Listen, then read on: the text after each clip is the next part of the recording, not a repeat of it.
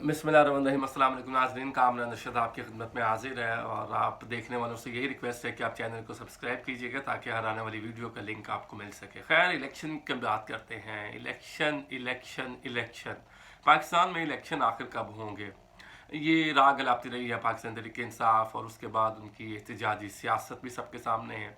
इमरान खान साहब का विजन क्या था, इमरान खान साहब का मकसद क्या था, वो भी सबके सामने है। जब अदम एतमाद, तहरीक अदम एतमाद के बाद इमरान खान को घर जाना पड़ा, उसके बाद आपको मालूम है कि पाकिस्तान में केओस की कैफियत आ गई। कुछ कह रहे हैं कि जी ये हॉर्स ट्रेडिंग हुई है, बंदों को ख़रीदा गया, सिंध हाउस की कहानी सबके सामने है। आसिफ जरदारी का रोल है जी इसमें, वो सबके सामने है। आसिफ जरदारी मोहतरम शहबाज शरीफ के साथ मुलाकात करते हैं और अनाउंस करते हैं उनको कि ये मेरे वज़ीर आज़म है। फिर वो वज़ीर आज़म भी बने और वो सबके सामने हैं कि किस तरह से मामलात को चलाया गया। इमरान खान साहब अपनी कैंपेन पे निकल गए और पहले KPK असम्बली को उन्होंने तोड़ा, उसके बाद पंजाब असम्बली को तोड़ा, जबकि चौधरी परवेज़ इलाही जो इस वक्त सदर है पाकिस्तान तहरीक इंसाफ के, उन्होंने कहा था कि आप असम्बलियों को ना तोड़ें।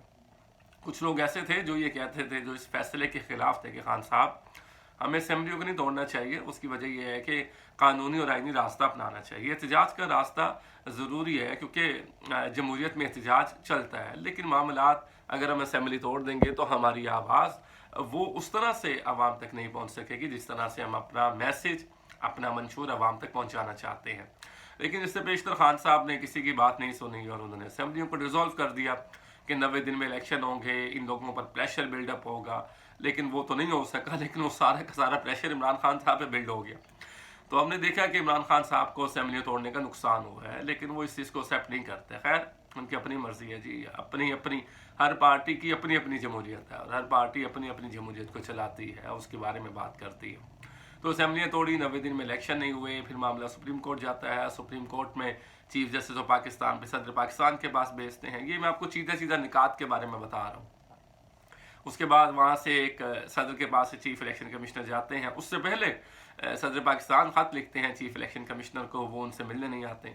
उन्होंने कहा जी इलेक्शन कमीशन के इख्तियार है डेट देना। सदर ने कहा जी मेरा इख्तियार है। सुप्रीम कोर्ट के बाद जो फैसला आया उसमें तो फिर यही मालूम हुआ कि सदर पाकिस्तान के पास इलेक्शन की डेट के इख्तियार है कि वो इलेक्शन की डेट को अनाउंस कर सकते हैं। और मामला फिर आगे बढ़ते हुए चलते चले गए। अब 8 फरवरी 2024 की इलेक्शन की तारीख सामने आ गई। तमाम पार्टीज़ को इजाज़त होगी कि आप इलेक्शन की तैयारी करें और इंशाल्लाह ताला 8 फरवरी को इलेक्शन होंगे। अब सब लोग तैयारी में लग गए हैं। पम्फलेट्स और वो बैनर्स वगैरह भी, बैनरिंग भी शुरू हो गई है। तमाम पार्टीज़ अपने अपने जल्द से जुलूस रैलियाँ कर रही हैं। नहीं कर रही तो सिर्फ एक पाकिस्तान तहरीक इंसाफ कुछ नहीं कर रही। क्या वो खुद कुछ नहीं कर रही, उनको इजाज़त नहीं दी जा रही? तो ये भी कुछ सवाल आता है। खैर, इलेक्शन सदर जो चीफ जस्टिस ऑफ पाकिस्तान है, जस्टिस काजी फायज़ ईसा, उन्होंने ये कहा, खुलकर कहा है कि अब इसमें कोई भी मीडिया वाला ये शुकूक व शुबहात पैदा नहीं करेगा कि इलेक्शन 8 फरवरी को होंगे या नहीं होंगे। ये शुकूक व शुबहात अब नहीं होने चाहिए। लेकिन मीडिया की जानिब से 3-4 दिनों से यही बातें फिर सामने आ रही हैं कि जी अब इंतखाबी फहरिस्तों का काम मुकम्मल नहीं है, इलेक्शन जून में जा सकते हैं, ऐसे होगा वैसे होगा, ये मामला है वो मामला है। तो वो क्या कहते हैं इसको कि रोडे अटकाए जा रहे हैं। लेकिन वो मामला तो वैसे ही हैं। फिर कल इलेक्शन कमीशन के जो तर्जुमान हैं, उनका एक बयान मेरे सामने आया। उन्होंने कहा कि मीडिया पर नशर होने वाली ख़बरों की वो सख्ती से तरदीद करते हैं। इस तरह की कोई ख़बर में सच्चाई नहीं है, कुछ ऐसा नहीं है। ये सिर्फ एक प्रोपेगेंडा जो किया जा रहा है कि जी इलेक्शन 8 फरवरी को नहीं हो रहे, इंतखाबी फहरिस्तों का काम जारी है, हर चीज़ अपने वक्त पर हो रही है। Chief of election commissioner meetings भी कर रहे हैं, सूबाई लेवल पर भी, विफाकी लेवल पर भी। तो इलेक्शन तो अपने टाइम पे होंगे। तो जो ये ख़बरें फैला रहे हैं उनके ख़िलाफ़ कानूनी कार्रवाई करने का इलेक्शन कमीशन का इख्तियार है। और अब मालूमात यही है कि इलेक्शन कमीशन की जानिब से पैमरा को दरख्वास्त जमा करवाई गई है कि इन लोगों के ख़िलाफ़ नोटिस दिया जाए, कानूनी कार्रवाई की जाए।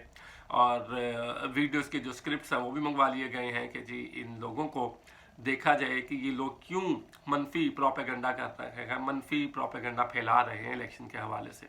खैर, अब तुम देखना ये है कि अब कितने एंकर्स हैं, कितने चैनल्स को नोटिस होता है पैमरा की जानिब से, क्योंकि बहुत सारे लोग इलेक्शन के बारे में कह रहे हैं। तो अब देखते हैं कि इलेक्शन कमीशन और पैमरा में कितनी ताकत है, कितने चैनल्स को नोटिस होते हैं, शोकाज नोटिस होता है, या कितने एंकर्स जो ये बातें फैला रहे हैं उनके खिलाफ क्या कानूनी कार्रवाई होती है। यहाँ कानून तो है लेकिन कानून नहीं है। अब देखते हैं कि कानून इन ताकतवर लोगों पर कैसे अप्लाई किया जाता है। खैर, एक दूसरी खबर शामिल करते हैं। गौहर अली खान चेयरमैन तहरीक इंसाफ बनने के लिए वो तैयार हो चुके हैं। वो क्या कहते हैं, पैंट कोट पहन लिया उन्होंने कि अब वो चेयरमैन तहरीक इंसाफ बनेंगे। तो इमरान खान साहब ने इसकी मंजूरी भी दी है। होंगे तो वो बुरी चेयरमैन, लेकिन मैं इसको अपने तरीके से देख रहा था। देखें कि जो चेयरमैन होंगे वो पाकिस्तान तहरीक इंसाफ के वो गौहर अली खान होंगे, वाइस चेयरमैन शाह महमूद कुरैशी हैं, जो सदर पार्टी के वो परवेज़ इलाही हैं। तो ज़रा आप इसका तज्ज़िया करें।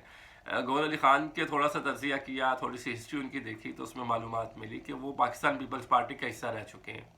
और 2008 का बुनेर का इलेक्शन भी उन्होंने लड़ा था, जिसमें उन्होंने 18,456 वोट्स हासिल किए थे। तीसरे नंबर पर वो आए थे। तो 2008 में ये बनता है NA 28 से गौहर अली ख़ान उम्मीदवार थे पाकिस्तान पीपल्स पार्टी के, और उन्होंने इलेक्शन लड़ा। इलेक्शन तो हार गए, तीसरी पोजीशन, लेकिन 18,456 वोट्स उन्होंने हासिल किए थे और तीसरे नंबर पर आए थे। तीर के निशान पर इलेक्शन लड़ा था जी। ये भुट्टो के नारे मारते थे, वो आसिफ जरदारी के नारे लगाते थे, बेनज़ीर भुट्टो शहीद के नारे लगाते थे, बिलावल भुट्टो को लीडर मानते हैं। तो अब वो चेयरमैन है पाकिस्तान तहरीक इंसाफ के बनने जा रहे हैं। तो ये बड़ा ही एक अलमिया है कि पाकिस्तान तहरीक इंसाफ के वो बानियान, वो लोग जो इमरान खान साहब से पहले दिन से उनके साथ हैं। मुझे याद पड़ता है, उमर चीमा की बात करूँगा। उमर चीमा लॉयल रहे हैं पार्टी के साथ हमेशा से, लेकिन वो अब आके गवर्नर बने हैं। 96-97 से वो पार्टी के साथ हैं, और जब ये टेलीविज़न चैनल्स की भरमार आई तो हर टॉक शो में उमर चीमा को बैठे देखा गया। पार्टी को हर मामले में डिफेंड करते रहे हैं, इमरान खान के शाना बशाना रहे हैं, लेकिन अब आकर उनको गवर्नर बनाया गया था। तो ये इमरान खान साहब की मुझे साइकी, वो क्या कहते हैं कि साइंस की समझ नहीं आती कि ये क्या साइंस है कि वो लोग जो पार्टी के साथ बिल्कुल मुखलिस हैं, जो पार्टी के साथ हर मुश्किल वक्त में खड़े रहे हैं, अच्छे बुरे वक्त में पार्टी के साथ रहे हैं, पार्टी को बदला नहीं है, कोई ऐसी बयानबाजी नहीं की जिससे पार्टी की साख मुतासिर हो या इमरान खान साहब की साख को मुतासिर हो, लेकिन उनको ऊपर नहीं आने दिया जाता है। तो ये पार्टी वर्कर्स की जी, हम वर्कर्स का ख्याल रखते हैं, यंगस्टर्स को आगे लाएंगे। तो अब ये गौहर अली खान चेयरमैन आ जाएंगे, पाकिस्तान पीपल्स पार्टी में रहे हुए। शाह महमूद कुरैशी भी पाकिस्तान पीपल्स पार्टी से आए हुए हैं, आपको मालूम है, वज़ीर ख़ारजा थे वो, और उसके बाद वो अब वाइस चेयरमैन वो हैं, और सदर जो है वो पाकिस्तान मुस्लिम लीग काफ से हैं, चौधरी परवेज़ इलाही। तो पाकिस्तान तहरीक इंसाफ का तो कोई बंदा नहीं है पार्टी में बड़े ओहदे पर। तो ये भी एक सवाल है कि ये लोग क्यों नहीं आ रहे। मज़हर अब्बास साहब सीनियर सहाफ़ी हैं कराची से, तो वो उनका एक ट्वीट मेरे सामने से गुजरा था। उन्होंने कहा कि हामिद खान साहब बेस्ट कैंडिडेट थे इस चेयरमैनशिप के लिए। तो ये बिल्कुल ठीक बात है। हामिद खान ने ना सिर्फ इमरान खान को डिफेंड किया बल्कि पार्टी को डिफेंड किया हर मौका पर। तो ये हामिद खान एक एलिजिबल कैंडिडेट थे चेयरमैन के लिए। ख्वाजा साद रफ़ी के ख़िलाफ़ उन्होंने इलेक्शन भी लड़ा, इमरान खान के केसेस में भी वो नुमाइंदगी करते रहे।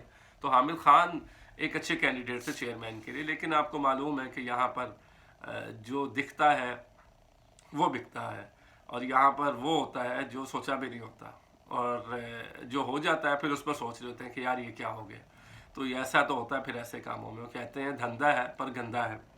खैर, हामिद खान का जो इशू है वो भी सबके सामने है कि जब वो मामलात उनके जहांगीर तरीन और अलीम खान साहब के ख़िलाफ़ उन्होंने अलम बुलंद किया था, तो इमरान खान साहब की गुड बुक्स में उस वक्त से वो नहीं थे।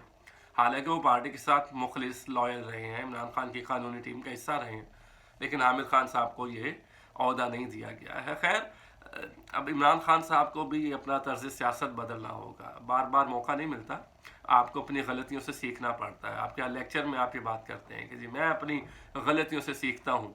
तो अब देखेंगे आपके जेल से बाहर आने के बाद, उस्मान बुज़दार की गलती के बाद आप कैसी सियासत करते हैं, उस गलती से आपने क्या सीखा है। आपकी पार्टी तितर बितर हो गई, आपकी पार्टी टूट गई, 9 मई के वाक़े के बाद आपने क्या सीखा है। तो ये सारी चीज़ें वक्त के साथ सामने आएंगी। खैर, जिस तरह से सामने आएंगी हम आपसे उसी तरह से अपने वीडियो पैगाम में, अपने वीलॉग में आपसे शेयर करेंगे। अब तक के लिए इतना ही। मज़ीद वीडियोस के लिए हमारा चैनल सब्सक्राइब कीजिएगा। कामना नशरत को दीजिए इजाज़त। अल्लाह ने के बाद।